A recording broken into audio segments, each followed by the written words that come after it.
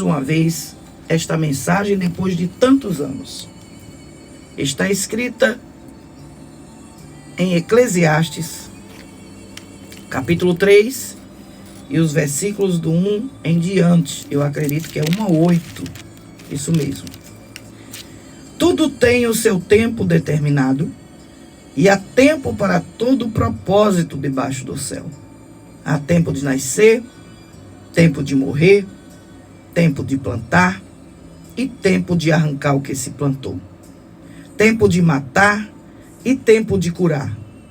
Tempo de derribar e tempo de edificar. Tempo de chorar e tempo de rir. Tempo de prantear e tempo de saltar de alegria. Tempo de espalhar pedras e tempo de ajuntar pedras.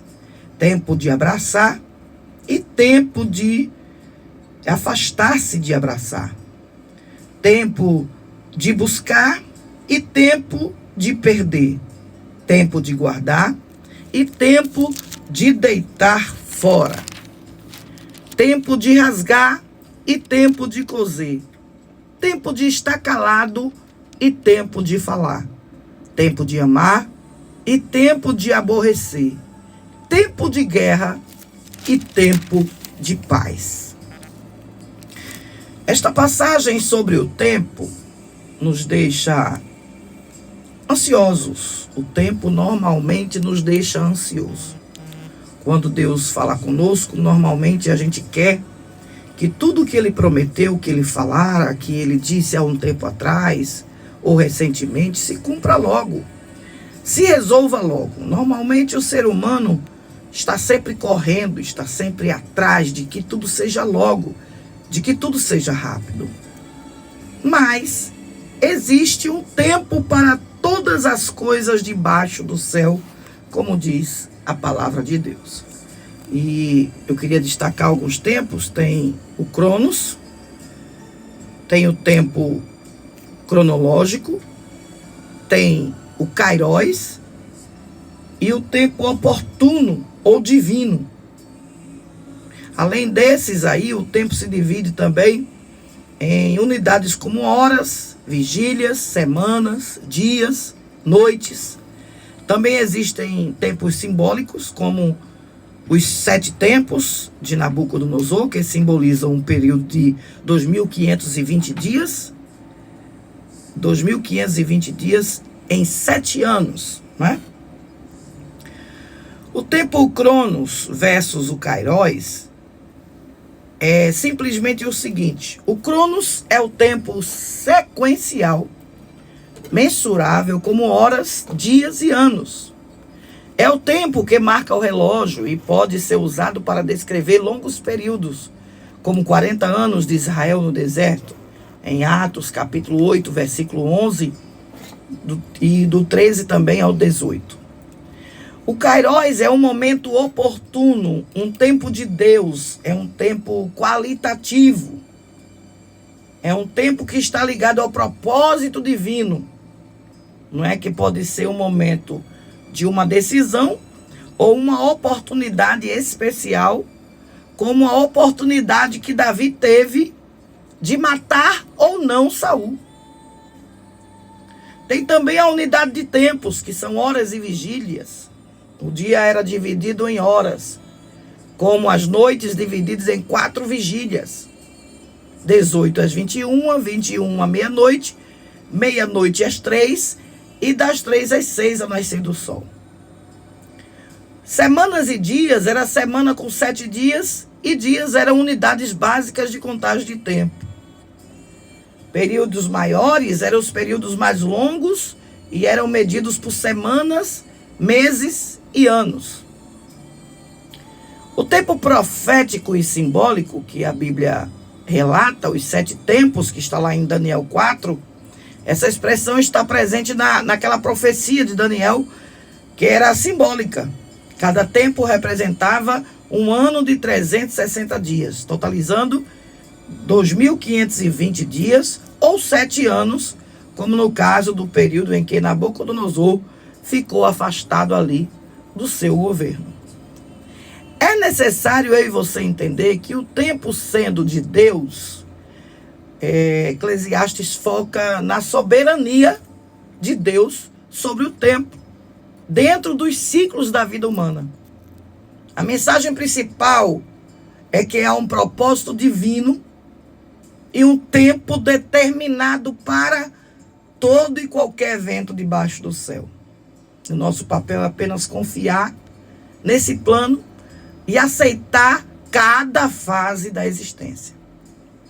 Um estudo bíblico que a gente costuma separar, ler, se aprofundar, mostra a passagem de Eclesiastes 3, do 1 ao 8, frequentemente atribuída ao rei Salomão. Usa uma linguagem poética e filosófica para ilustrar a natureza cíclica e mutável da vida, apresentando 14 pares opostos. Mas Deus está no controle de tudo. O ponto central é esse, é que o tempo não está sob o controle humano, mas sim nas mãos de Deus, que atua na história, atua na nossa vida, e de acordo com sua vontade, no momento oportuno, ele cria um propósito para cada fase da nossa vida. A lista de pares que a gente está citando, e é a terceira vez que falo, é sobre o tempo de nascer, morrer, plantar, colher, rir, chorar, etc. Mostra que até mesmo as experiências que parecem contraditórias ou difíceis, como o luto ou a guerra, têm um propósito dentro do plano geral de Deus. Ora, eu estava lendo essa passagem aqui, Eclesiastes 3 e o versículo 5, quando eu pregava um certo dia sobre os exércitos que Davi foi um dos homens que teve mais vitórias. Algumas dessas passagens mostram que alguns exércitos, para vencer o outro inimigo, eles pegavam as pedras e espalhavam entre o seu caminho e o caminho do outro exército, para que o exército que viesse inimigo tivesse mais dificuldade de chegar perto deles. E quando a Bíblia fala tempo de espalhar pedra e tempo de ajuntar pedras, era exatamente isso. Espalhava pedra para impedir que o inimigo se aproximasse e tirava as pedras quando ele ia de encontro ao inimigo, para que ele tivesse o caminho livre. Então, essa passagem de Eclesiastes 3, do 1 em diante, fala de tempos e tempos. Tempo de buscar, tempo de perder, tempo de plantar, tempo de colher. Fala de situações que a gente vive no cotidiano, mas que tudo isso, o levantar, o dormir, o deitar, o acordar, o viver, o morrer, o estar doente, ficar bom, tudo isso, o tempo está na mão de Deus. E é necessário que a gente saiba que para o propósito geral de Deus, que dele está em cada fase, a gente precisa da aceitação e do contentamento. O texto nos convida a reconhecer, a aceitar a realidade que a vida é feita nas diferentes estações.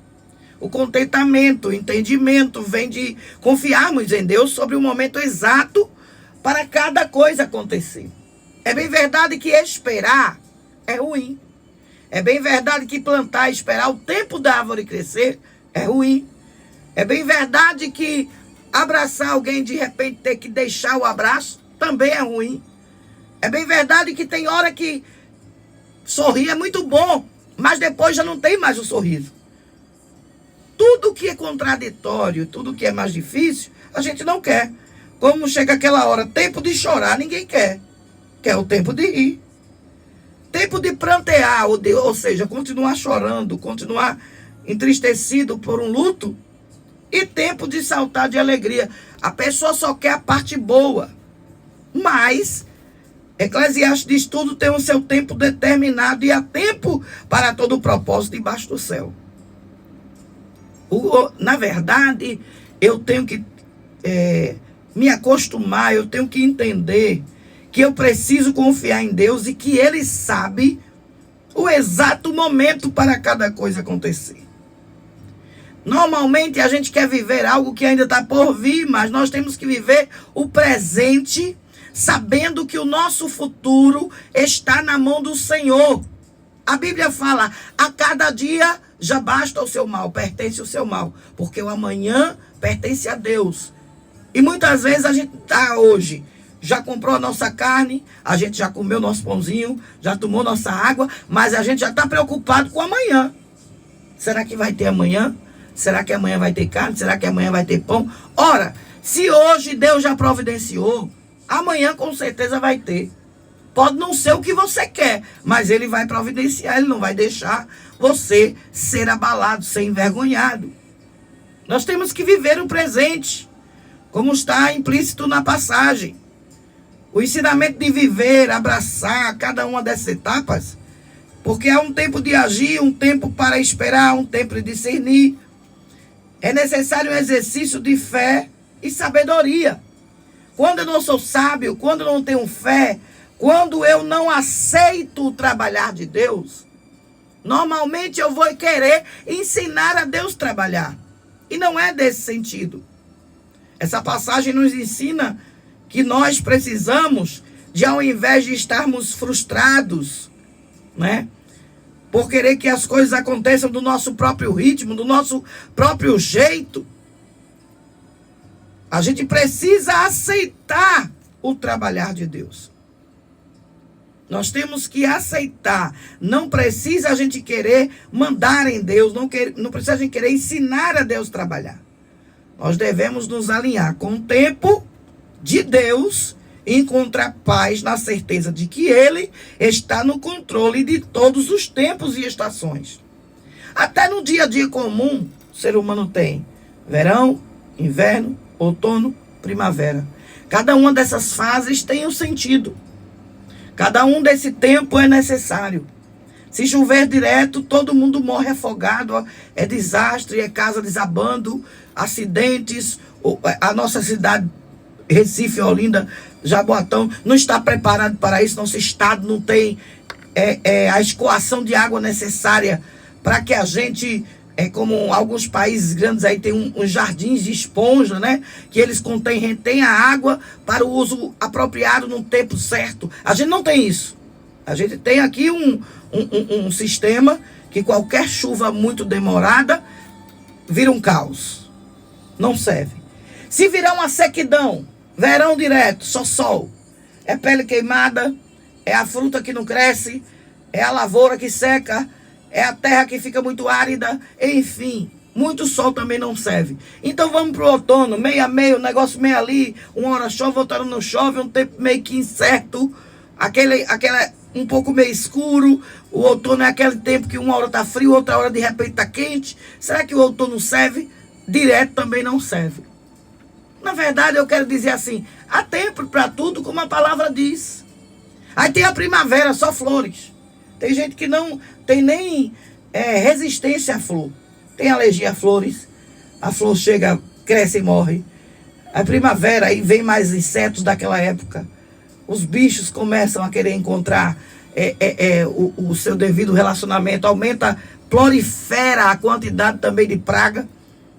Então acontece o seguinte, que nenhum tempo desses, nenhuma estação dessas, que ela fosse durar a vida toda, não serviria. A mesma coisa é o nosso tempo. Sorrir direto ninguém quer. Tem uma hora que você vai ter que ficar sério. Você não vai estar dentro do templo dando gargalhadas. Você não vai estar em cima do altar achando tudo engraçado. Tem aquela hora de ficar sério. Outra hora você está no luto. Você vai estar dentro do local que está o luto sorrindo. Só se fosse feito eu, né? Que eu tenho um distúrbio que quando perco alguém, eu só venho sentir no dia seguinte. No primeiro dia, eu não sinto nada, absolutamente nada. E só venho absorver o luto 2, 3 dias depois. Então, assim, nada que a Bíblia relata aqui pode ser o tempo 100% com aquela coisa. Nem pode ser só chorando, nem pode ser só rindo, nem pode ser só planteando um luto, não pode ser somente alegria 24 horas, não pode nascer direto, você já nasceu, não pode estar morrendo, porque quando morre a gente também não gosta. Também a gente planta, mas a gente tem hora que a gente quer colher e parece que o fruto não aparece, parece que a planta não cresce, enfim. Todo o tempo que a Bíblia relata que há tempo para tudo debaixo do céu, tudo que fosse 100% aquele tempo, ninguém ia querer. Com isso eu estou dizendo que Deus sabe separar as coisas e Deus quer que você encontre paz, que em todo o tempo, em todas as estações do tempo que Ele lhe deu, Ele controla. Ele controla as horas. Por exemplo, tem aquela hora que é para dormir. A hora de dormir, quando a gente não dorme, o dia fica meio que cansado. O dia fica sem graça. Quando a gente dorme o dia inteiro, também não serve, porque a gente perde as experiências daquele dia. Então, o que eu quero dizer com isso? Há tempo para tudo. E por que você acha que vai permanecer neste tempo de tristeza? Não vai ser tristeza 100%. E por que você acha que vai permanecer nesse tempo de luta? Não vai ser luta 100%. Vai passar. Se for luta, vai passar. Se for guerra, vai passar. Se for tristeza, vai passar. Tudo aqui na terra tem o seu tempo. E eu costumo dizer que, às vezes, observo Deus trabalhar. Ele nunca dá a gente tudo o que a gente necessita. Ele dá uma coisa que a gente quer. Com pouco tempo, ele começa a dar outra que a gente quer muito em conta-gota. Aquele pouquinho assim. Um pouquinho ali, um pouquinho aqui. Para que a gente esteja dentro da vontade dele, buscando santidade, buscando estar perto dele. Eu não sei se você já notou, mas algumas passagens da Bíblia que falam sobre gratidão, muita gente não consegue ser grato. Ganhou os talentos, só um voltou para agradecer. Os 10 leprosos, só um voltou para agradecer. A passagem da Bíblia que relata sobre gratidão, poucos são. Hoje você está reclamando de uma luta. Você está reclamando porque está triste. Você está reclamando porque está enfermo. Você está reclamando porque está passando por certa fase financeira. Mas você estava sendo grato? Agora mesmo você está agradecendo porque está ouvindo? Tem gente que perdeu a audição. Nasceu com ela e perdeu a audição. E você está ouvindo. Você já agradeceu, já foi grato hoje porque você está vendo? Está enxergando as coisas? Você já agradeceu porque seus braços, suas pernas estão movimentando? Você já foi grato hoje porque você está entendendo o que eu estou falando? Os teus neurônios estão funcionando? Normalmente o ser humano só olha para o lado ruim das coisas. Deus, com esta palavra de hoje, que tudo tem seu tempo debaixo dos céus e tudo está no controle do Senhor, o Senhor está te convidando para você ser mais grato, para você agradecer mais e reclamar menos. Jeremias, o profeta Jeremias não disse reclama a mim, não. Jeremias 33:3 diz, clama a mim e responder-te-ei. Anunciar-te-ei coisas grandes e firmes que tu não sabes. Pare de reclamar um pouco. Pare de ser ingrato. Tem família, não agradece. Tem gente aí que perdeu 2, 3 filhos para um tiro. Perdeu 2, 3 filhos num acidente. Perdeu 2, 3 filhos numa enfermidade. E tua família está em casa. Ou se não estiver em casa, está na escola, está no trabalho, mas está saudável. Seja grato porque Deus te deu um esposo que cuida de você. Uma esposa que lembra do seu almoço. Cadê a tua gratidão? Não. Está reclamando de uma falta que um dos dois teve. Ou que o esposo teve, ou que a esposa teve. Seja grato pelo momento que ele foi bom, cuidadoso. Pelo momento que ela foi uma dona de casa, cuidou de você, da família. O ser humano, normalmente, ele pega um tempo enorme para reclamar. Ele pega um tempo enorme para ser ingrato. Ele pega um tempo enorme para dizer que não tem. Ele pega um tempo enorme para reclamar. Mas ele não pega este mesmo tempo para ser grato. Na hora de agradecer, fazer um culto de ações de graça, não faz. Mas na hora de reclamar, de dizer que Deus esqueceu, de dizer que Deus não está vendo, de dizer que está numa fase terrível, ele tem tempo. Não é só 10 minutos. É meia hora, 1 hora, o dia inteiro. É reclamando da vida. Reclamando do que não tem. Seja grato pelo que você tem. Que esse tempo para tudo seja tempo também de gratidão. Que esse tempo para tudo seja tempo de você lembrar que Deus não tem te deixado faltar nada. Que você tenha tempo de lembrar, se é tempo para tudo. Que você tenha tempo de lembrar que por tudo que você já passou, já era para você estar morto. Que você tenha tempo para lembrar que se fosse por tuas forças, você não estaria nem ouvindo o que eu estou falando agora. Tempo para tudo debaixo dos céus. Mas o meu tempo é só reclamar. O meu tempo é só dar falta de algo que não está no meu gosto. O meu tempo é só dizer a Deus que Ele não está me olhando. O meu tempo é só ser ingrato com as coisas de Deus. Será que eu tenho sido grato? Será que eu tenho agradecido?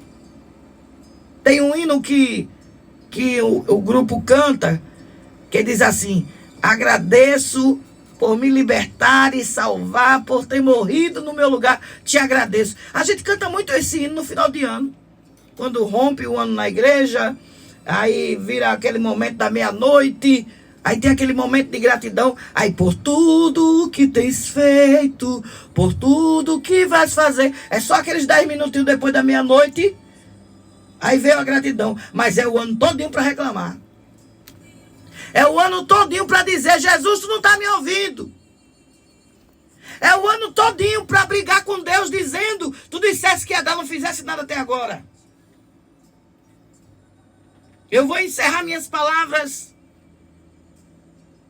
dizendo a você e dizendo com a minha própria voz para mim mesmo e para Deus: como eu tenho sido ingrato.